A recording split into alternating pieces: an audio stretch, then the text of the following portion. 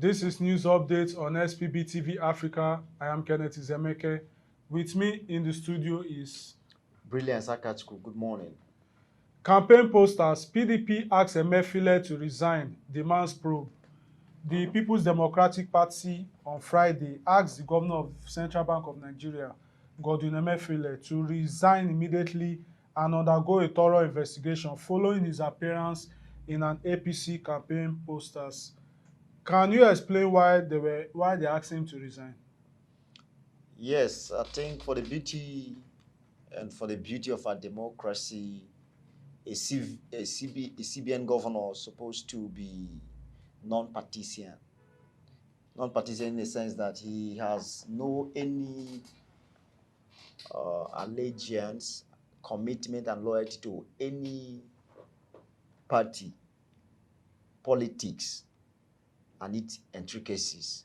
Now he's supposed to be a manager of the Central Bank of Nigeria and be primarily concerned with the monetary policies and the regulations of all that entails in Central Bank of Nigeria. Okay, are you saying that the CBN, there's a kind of law that restricts him from contesting or participating in full-time politics? That is it exactly. And if by any means he has any interest to vie into politics or even be the president of the country, good and fine. That's his own personal ambition. So first and foremost, it is sacrosanct that he first tender his resignation as a CBN governor and venture into politics. But to carry and still be in the capacity of the CBN governor and still maintain interest in a political party, it's very, very bad to democracy, and it's very bad to our Nigeria democracy. All right, thank you for that. Iboris Okowa's relationship still intact. Okowa's aide, the Delta State Commissioner for Information, Charles Aniagu, has debunked rumors that his boss, Governor Ifeanyi Okowa, and the former governor of Delta State, James Onanefe Ibori, are having some kind of beef. He is insisting that their relationship is good and they are in good terms, contrary to the rumors that people are carrying around. So what's your opinion? Do you think that this will actually make people believe that they will work together to get a candidate for the PDP in Delta State?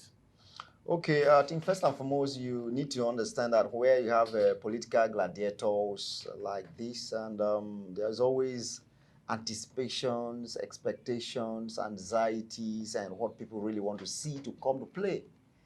But in Delta State precisely, where you have His Excellency Ifeanyi Okowa, is a man that has shown a commitment. He's a man that has displayed dexterity and intelligence when it comes to political maneuverings. Now, he has really not picked up a successor, neither had he come to the public gallery to, register his feeling in terms of who succeed him in the office. And with all these things, with all these, those, you should be able to know that a lot of people would try to instigate, misconception in that regard, or possibly try to frame up some, sinisters that really can, create tensions and all of that. But I think to me, Ifeanyi Okowa, being a man that he is, because if he is not really competent in terms of handling, stress and pressures like this manners, PDP in the national level possibly would have given him the mandate to supervise their coming conventions. So to me, it's just a fraudulent news that is really flying. Okay, so you are saying the rumors appear not to be true. You agree with the commissioner that the rumors that is exactly what I'm true. saying. So it's a product of misconception, misrepresentation, and the sinisters of rumor mongers. Yes. Right. Okay. I will move Nigeria forward if voted president Peter Obi vows. Peter Obi, who was the vice presidential candidate of the PDP in the 2019 general election, has said that he will move Nigeria forward if elected president, because he has declared for presidential bid ambition 2023. Do you see him as one of the best candidates when you consider the fact how he performed in Anambra State? Yes, I have this to say. If Nigeria will be voting for a iconoclastic trajectory leader that has competent and a great track record in leadership, that person is Peter Obi. Now, and if our politics should be devoid of tribal sentiment, where we don't consider where this person is coming from and where this person is coming from, where we go for the man, we go for the man, we not necessarily the region. However, that person in P2B have shown dexterity, P2B has shown competency, P2B has shown commitment, he has shown intelligence. We all know what he did to Anambra State economy, how he was able to harness Anambra, how he led Anambra and shown a great, profound dexterity over there in the Anambra State. So P2B is a man for the job. So what we need to do is to rally around a support for him. So you are saying he performed excellently as a governor? That is exactly what I'm saying. So as a man, I love him as a person. All right, thank you for that observation. Woman paraded naked, accused of killing husband in Anambra State. What's the story behind this woman being paraded in Anambra State? Obviously, wonder they say shall never end, and this is another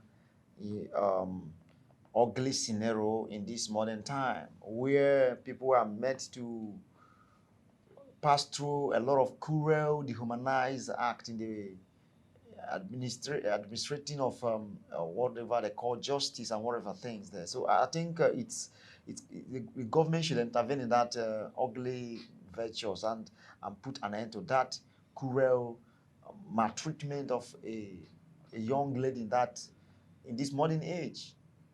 Yes, because for you to come with an accusation that a person is responsible or a woman is responsible for the death of the husband, you have to, first and foremost, you have to take her to the police, from there possibly to the court.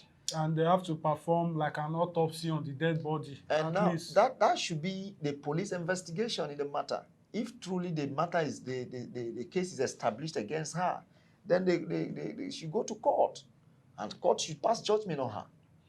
Now, for people to take judgment in their hand and conduct a kangaroo judgment on a woman and forcefully naked her, paraded her before public and video it across the social media, it's a highest level of dehumanizations. And it's sad that at this time, this modern age, some people still cling to the old way of doing things. You know? Anyway, when we have an old ways, anyway, if the old ways are still very good, we can still adopt the old ways, the old traditions. But where those old traditions and customs is really not tandem to human rights, or where it is really on human rights violations, I think there is a need to stop that old ways. And according to a wise man, he said culture is for the people and not people for culture. So that means over time we can change cultures that are not really good for us. You know, like if you talk of this female genital mutilation, you know, those were things that used to go on before, but now is a crime. Exactly. So now we live in an age where we have cultural evolutions. We have a progressive, transformational tendencies of mankind where we keep changing and into adopting ourselves into a term to the reality on ground. Where a culture is in conflict or conflicting the human rights, I think that culture is supposed to be dropped and should be dropped to the upholding of a human virtue, human dignity, right to life. And you know, the funny thing is this, I've never seen when a man is paraded for, for maybe committing adultery. Yeah, but this scenario now is where women, it was actually women against a woman. So that's what makes it So even sad. to me, it's man inhumanity to man. So that woman should sue them. I appeal to a good conscience Nigerians, to human rights activists, and to government in general to take this case up. And let's put some have an been end to arrested. human rights violation in this Some country. have been arrested by the police. I Anyway. pray that the justice is upholded. Right. Thank you for watching today's episode of News Updates on Xpbtv Africa. I am Kenneth Zemeke. Please do not forget to follow us across all our social media handles, Xpbtv Africa. And please do subscribe to our YouTube channel, Xpbtv Africa. Thank you.